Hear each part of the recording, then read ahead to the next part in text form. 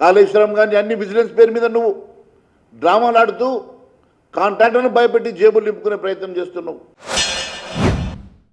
అర్ధరహితమైన నిరాధారణ ఆరోపణలు అది చేయడం ఇది కరెక్ట్ కాదు. అది ఖండిస్తున్న ఈ తప్పుడు మాటలు మానేశారు. ఇప్పటికే ఎక్కడెక్కడ ఎన్నెన్ని వసూలు చేస్తా ఉన్నావో మా దగ్గర చిట్టా ఉన్నది బిడ్డ. కేవలం మా హైదరాబాద్ డబ్బులతోటి యావత్ దేశ రాజకీయాల్ని నడిపిస్తున్నారు. ఆధారాలు బయటపెట్టమని చెప్పండి చూద్దాం.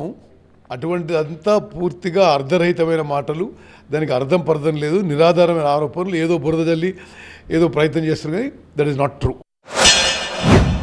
ఒకవేళ మేమనుకుంటే మేమే మీలాగా గేట్లు ఓపెన్ చేస్తే 48 గంటలు పట్టదు బిడ్డ మీ ప్రభుత్వం కూలిపోవడానికి. కానీ మేము ప్రజాస్వామ్యాన్ని గౌరవిస్తాం కాబట్టి, ప్రజాస్వామ్యాన్ని మేము పూర్తిగా విశ్వసిస్తాం కాబట్టి గమ్మున కూర్చొని మేము గౌరవిస్తూ మేము సహకరిస్తున్న సంగతి నేను గుర్తు చేస్తున్నా.